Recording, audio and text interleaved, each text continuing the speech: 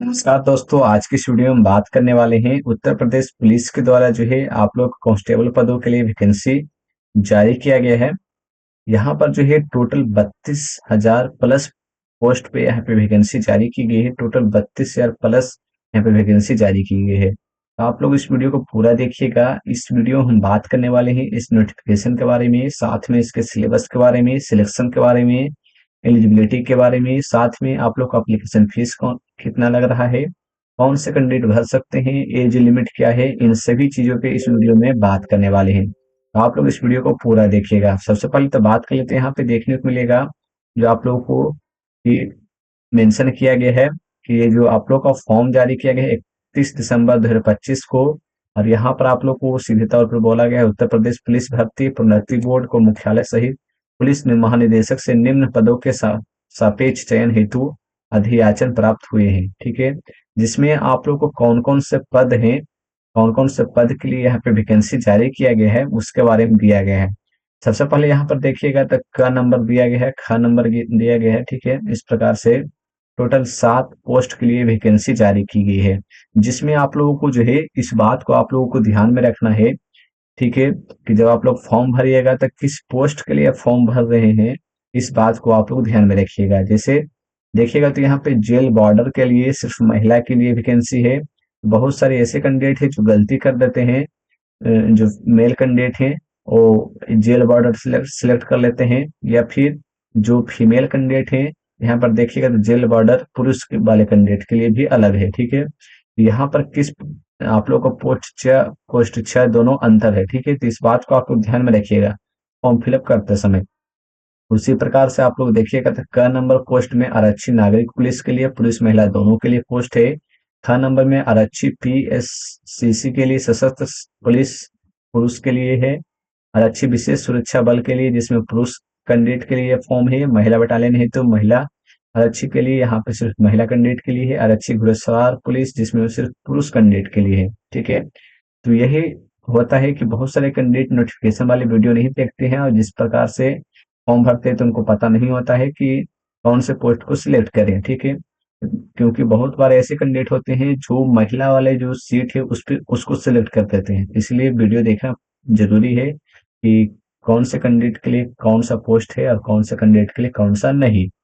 उसके बाद फिर आप लोगों को नीचे दिया गया है उक्त रिक्त पदों के लिए वेतन पे बैंड जो है 5200 से 2200 के बीच में ग्रेड पे 2000 रहने वाला है। नए वेतनमान में वेतन मैट्रिक्स 21,700 से लेके 69,100 पे लेवल 3 रहेगा, जिनका श्रेणीवर निम्न नीचे आप लोगों को दिया गया है।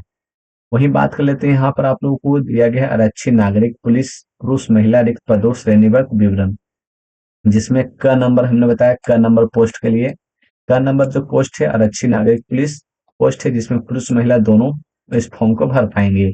जिसमें आप लोगों को अनारक्षित के लिए, ईडब्ल्यूएस के लिए, ओबीसी के लिए, एससी के लिए, एसटी के लिए, इन सभी कैंडिडेट के लिए टोटल वैकेंसी की बात करें टोटल 10,469 यहाँ पे वैकेंसी है। ठीक है, उसी प्रकार से आप लोग यहाँ पे देख पा रहे होंगे कि आप लोगों को जो है अलग अलग कैटेगरी में कितने पोस्ट जारी किया गया है। उसके बाद फिर नीचे आइएगा ख नंबर में आरक्षी पीएसी सशस्त्र पुलिस के रिक्त पदों से निवर्त के लिए केवल पुरुष अभ्यर्थियों के लिए। देखिए यहाँ पर मेंशन कर दिया गया है केवल पुरुष अभ्यर्थियों के लिए। तो जब आप लोग पोस्ट सिलेक्ट करते हैं तो इन्हीं सब बातों का ध्यान रखना होता है।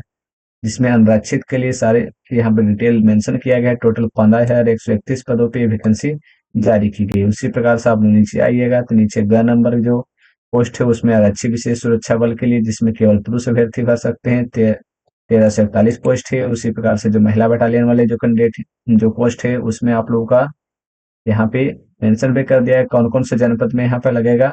लखनऊ, बदायूं और गोरखपुर में ये जो है लगने वाला है। 2,282 पोस्ट है। उसी प्रकार से आप लोग को आरक्षी घुड़सवार वाले कैंडिडेट के लिए 71 पोस्ट है। और फिर आप लोग को जेल बॉर्डर की बात करें जो पुलिस कैंडिडेट हैं उनके लिए 3,279 पोस्ट है। और यहाँ पर आप लोग को जेल बॉर्डर महिला के लिए 106 पोस्ट है। देखिए यही अंतर होता है कि जब आप लोग पोस्ट सिलेक्ट करते हैं तो गलती से आप लोग इसको सिलेक्ट कर लीजिएगा तो टोटल 106 पोस्ट को आपने सिलेक्ट प्रेफरेंस दिया। ठीक है, इन सभी बातों का आप लोगों का जो फॉर्म भरते टाइम ध्यान रखना होता है। वहीं बात कर लेते हैं यहाँ पर आपको डिटेल में दिया गया उत्तर प्रदेश पुलिस में महिला बटालियन हेतु महिला आरक्षी पदों पर चयन हेतु केवल महिला अभ्यर्थी ही पात्र होगी। ये आप लोगों को सीधे तौर पर आप लोगों को बता दिया गया है, ठीक है। बात करते हैं आवेदन की समय सारणी, जो हमने आप लोगों को बता ही चुके हैं कि आप लोगों का अंतिम तिथि जो है 30 जनवरी 2026 तक है, और 31 दिसंबर से इसका जो फॉर्म है अप्लाई होना स्टार्ट हो चुका है। वहीं बात कर लेते हैं शुल्क जमा करने का भी डेट आप लोग को सेम मेंशन किया गया है। जमा किए गए शुल्क के समायोजन की तिथि 2 फरवरी 2026 तक है, क्योंकि बहुत बार क्या होता है कि जब आप लास्ट डेट में फीस जमा करते हैं तो पेंडिंग हो जाता है या फिर सक्सेस नहीं होता। वैसे कैंडिडेट के लिए यहाँ पर 2 दिनों का एक्स्ट्रा टाइम दिया गया है, ठीक है। पेमेंट करने का नहीं, जैसे पेमेंट हो गया पेंडिंग हो गया तो आप लोगों को वहां पर वेरीफाई होने के लिए आप लोगों का टाइम यहाँ पे लिया गया है। आगे बात कर लेते हैं, तो आगे दिया गया अभ्यर्थियों को आवेदन करने से पूर्व ओटीआर वन टाइम रजिस्ट्रेशन कराना अनिवार्य होगा। ये आप लोग को पहले ही आ चुका है, ठीक है। बात कर लेते हैं मेन रूप से इसके शुल्क के बारे में कि आवेदन शुल्क क्या रहेगा। आवेदन शुल्क की बात करें, सामान्य ईडब्ल्यूएस अन्य पिछड़ा वर्ग के जो कैंडिडेट हैं उनके लिए 500 रुपये फीस रखा गया है, और जो SC ST वाले जो कैंडिडेट हैं उनके लिए 400 रुपये फीस रखा गया है। वहीं बात करें कि राष्ट्रीयता के बारे में, जिसमें भारत का नागरिक हो, तिब्बती शरणार्थी हो, भारतीय उद्भव का ऐसा व्यक्ति जो जिसने भारत में स्थायी निवास करने के लिए अभिप्राय और स्थान, ये सारी चीजें आप लोग को मेंशन कर दिया गया है, तब आप लोग इस फॉर्म को भर पाएंगे, ठीक है। अगर इससे रिलेटेड कोई भी एक में आप लोगों को एलिजिबल है तो, ठीक है।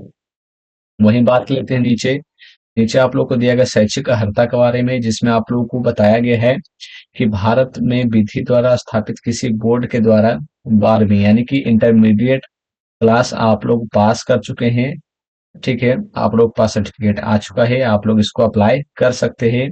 वही बात बताया गया है कि आवेदन करते समय अभ्यर्थी को अपेक्षित शैक्षणिक अर्हता अवश्य धारित करनी चाहिए। उसकी अंक तालिका अथवा प्रमाण पत्र तत्सम उसके पास उपलब्ध होने चाहिए। अपेक्षित शैक्षिक अर्हता हेतु परीक्षा में सम्मिलित हुए अपेयर या सम्मिलित होने वाले अपेयरिंग अभ्यर्थी पात्र नहीं होंगे।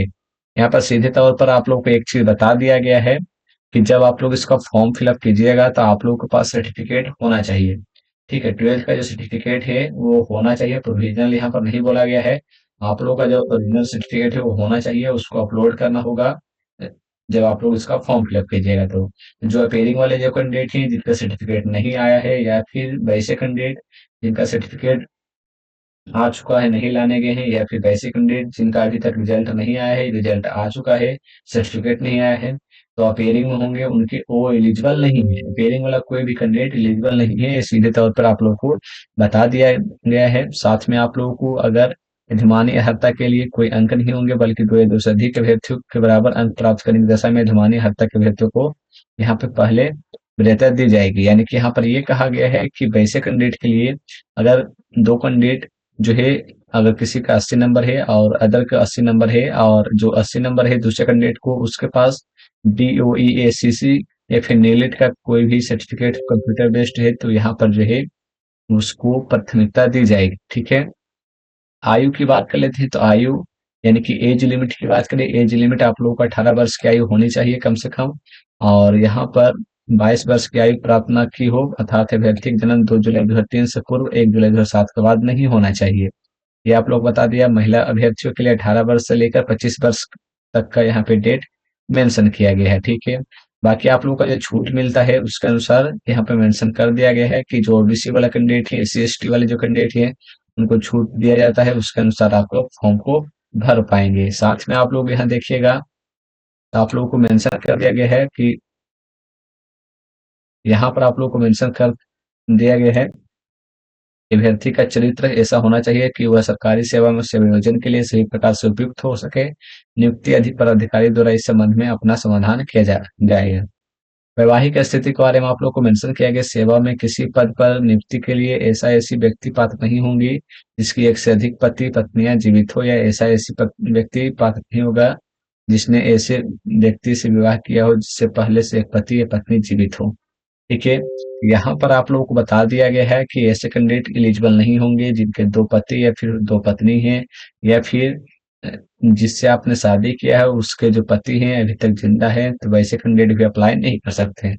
शारीरिक एलिजिबिलिटी की बात करें, शारीरिक दक्षता की बात करें, तो यहाँ पर जो है फिजिकल जो है आप लोग का यहाँ पर बताया गया, किसी व्यक्ति को सेवा में किसी पद तक तब तक नियुक्त किया जाएगा जब तक कि मानसिक और शारीरिक दृष्टि से उसका स्वास्थ्य अच्छा ना हो, ठीक है।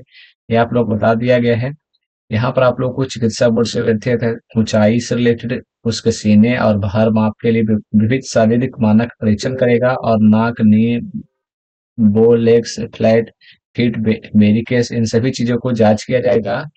ठीक है, उसके बाद भी आप लोग को यहाँ पर जो है आगे प्रोसीड होगा, यानी कि आप एलिजिबल हैं इस जॉब के लिए। ठीक है, भर्ती की प्रक्रिया यहाँ पे समझा दिया गया है। यहाँ पर देख सकते हैं सभी भर्ती प्रक्रिया आप लोग को समझाया गया है। वहीं बात कर लेते हैं अब लिखित परीक्षा के बारे में।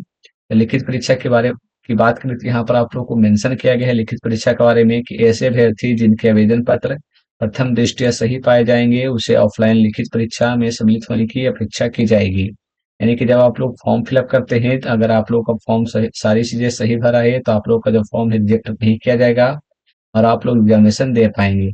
लिखित परीक्षा में वस्तुनिष्ठ प्रकार का प्रश्न पत्र रखा जाएगा। लिखित परीक्षा में 300 अंकों की होगी। लिखित परीक्षा जो है 300 अंकों की होगी, जिसकी समय अवधि यानी टाइम जो है 2 घंटे का समय दिया जाएगा। 300 अंकों का यहाँ पर जो है लिखित एग्जामिनेशन होने वाला है। लिखित परीक्षा में निम्नलिखित में से 4 विषय होंगे जो आप लोगों को मेंशन कर दिया गया। टोटल 4 सब्जेक्ट होने वाले हैं। सामान्य ज्ञान रहेगा पहला, दूसरा रहेगा सामान्य हिंदी, तीसरा रहेगा संख्यात्मक एवं मानसिक योग्यता और चौथा जो रहेगा मानसिक अभिरुचि, बुद्धि लब्धि एवं तार्किक क्षमता। ठीक है, ये आप लोगों का जो है सिलेबस होने वाला है। ठीक है, जो आप लोग को मेंशन कर दिया जा चुका है। सबसे पहले यहाँ पर देखिएगा तो बताया गया है कि प्रावधानों के अनुसार लिखित परीक्षा में निम्नानुसार न्यूनतम अंक पाने में विफल रहने वाले अभ्यर्थियों भर्ती के लिए पात्र नहीं होंगे। अनारक्षित अभ्यर्थियों के लिए 30% अंक लाना जरूरी है। अगर आप लोग फिजिकल देना चाहते हैं तो यहाँ पर जो जनरल वाले जो कैंडिडेट होंगे उनको कम से कम 30% मार्क्स लाना जरूरी होगा। ये आप लोग बता दिया गया है। जो आर्थिक रूप से जो कमजोर कैंडिडेट है उनके लिए 25% अंक लाना जरूरी है। वहीं बात कर लेते हैं जो अन्य पिछड़ा वाले कैंडिडेट हैं, ओबीसी वाले, उनके लिए भी 25% अंक लाना जरूरी है। एससी एसटी वाले जो कैंडिडेट होंगे उनके लिए 20% अंक लाना होगा। वही बात कर लेते हैं इस लिखित परीक्षा में कुल 150 प्रश्न होंगे। जैसा कि ऊपर हमने बताया कि टोटल 300 मार्क्स का होगा। ठीक है, 300 मार्क्स का होगा, लेकिन क्वेश्चन जो होंगे वो 150 क्वेश्चंस होने वाले हैं, यानी एक प्रश्न होंगे 2 नंबर का। ठीक है, और 2 घंटे का यहाँ पे समय दिया जाएगा। यह लिखित परीक्षा ओएमआर सीट पर दिया जाएगा, ये आप लोगों को बता दिया गया है। ओएमआर सीट आधारित ये लिखित एग्जामिनेशन ली जाएगी। ठीक है, उसके बाद फिर आप लोग का जो है फिजिकल लिया जाएगा, जिसमें जो शारीरिक मानक परीक्षण है पुरुष अभ्यर्थियों के लिए न्यूनतम शारीरिक मानक जो रखा गया है, यहाँ पे आप लोगों को ऊंचाई मेंशन किया गया है। जिसमें आप लोग को ऊंचाई की बात कर लेते हैं तो यहाँ पे न्यूनतम ऊंचाई 168 सेंटीमीटर होनी चाहिए। देखिए कौन से कैंडिडेट के लिए, जो सामान्य अन्य पिछड़ा वर्गों और अनुसूचित जातियों के पुरुष के लिए 168 सेंटीमीटर कम से कम होनी चाहिए। वही बात कर लेते हैं यहाँ पर पुरुष अभ्यर्थियों के लिए न्यूनतम 160 सेंटीमीटर होने चाहिए। ठीक है, यहाँ पर जो अनुसूचित जनजाति है उनके लिए 160 होना चाहिए। बाकी जो जनरल कैंडिडेट हैं, ओबीसी के जो कैंडिडेट है, अनुसूचित जाति के कैंडिडेट है, ठीक है, अनुसूचित जनजाति के लिए सिर्फ 160 सेंटीमीटर रखा गया है। वही बात करते हैं सीना के बारे में, तो सीना जो है न्यूनतम यहाँ पे 79 सेंटीमीटर होना चाहिए और मैक्सिमम यहाँ पे 84 सेंटीमीटर होना चाहिए। वहीं बात कर लेते हैं अनुसूचित जनजाति वाले जो कैंडिडेट है उनके लिए 77 होना चाहिए और मैक्सिमम 82 होना चाहिए। न्यूनतम 5 सेंटीमीटर सीने का फुलाव अनिवार्य है। महिला अभ्यर्थियों के लिए शारीरिक मानक जो है 152 सेंटीमीटर लंबाई होना चाहिए न्यूनतम। जो जनरल कैंडिडेट हैं, ओबीसी के जो कैंडिडेट रहेंगे उनके लिए, और जो कैंडिडेट यहाँ पे अनुसूचित जनजाति के हैं उनके लिए 147 सेंटीमीटर होनी चाहिए। इनको सीना नहीं नापा जाएगा। जो महिला कैंडिडेट है उनके लिए वजन यहाँ पर लिया जाएगा, जिसमें आप लोग को महिला अभ्यर्थियों के लिए न्यूनतम 40 किलोग्राम होना चाहिए वजन। ये आप लोग को बता दिया गया है। ठीक है, कम से कम 40 केजी होना चाहिए। अगर उससे कम रहेगा तो आपको यहाँ पे फिजिकल से बाहर करते रहेगा। ठीक है, और आगे की यहाँ पे दिया गया है शारीरिक दक्षता के बारे में, जिसमें आप लोगों को शारीरिक दक्षता में बताया गया है कि अभिलेखों की समीक्षा एवं शारीरिक मानक परीक्षण में सफल पाए गए अभ्यर्थियों के लिए शारीरिक दक्षता परीक्षा में सम्मिलित होने की अपेक्षा की जाएगी। ठीक है, यानी कि वहां पर जिस भी कैंडिडेट का जो लंबाई है साथ में जो सीना नाप होगा, उसके बाद फिर आप लोगों को अगर उसमें पास होते हैं तभी आप लोगों को दौड़ यहाँ पे लिया जाएगा। ठीक है, इस तरह की रास्ता परीक्षा में अर्ह होने के लिए पुरुष अभ्यर्थियों को 4.8 किलोमीटर जो है 25 मिनट में आप लोग को दौड़नी होगी, ये आप लोग को बताया गया है। वहीं बात कर लेते हैं 2.4 किलोमीटर जो है 14 मिनट में आप लोग को दौड़ना होगा, जो यहाँ पे जो महिला कैंडिडेट है उनके लिए। ठीक है, इस प्रकार से आप लोग का फिजिकल होने वाला है। सबसे पहले तो आप लोग को हाइट लिया जाएगा, फिर आप लोग को सीना लिया जाएगा। अगर उन दोनों में क्वालिफाई करते हैं तभी आप लोग यहाँ पे दौड़ आपसे लिया जाएगा, नहीं तो नहीं लिया जाएगा। ये आप लोग को पहले ही बताया जा चुका है। इस फॉर्म से रिलेटेड ये सारी चीजें जाननी जरूरी थी। इस फॉर्म को भरने से पहले जो हमने सारे डिटेल बता चुके हैं। साथ में इस फॉर्म से रिलेटेड कोई और भी जानकारी चाहिए तो आप लोग कमेंट बॉक्स में कमेंट कर सकते हो। साथ में चैनल पर पहली बार आए तो सब्सक्राइब जरूर कर लीजिएगा। धन्यवाद।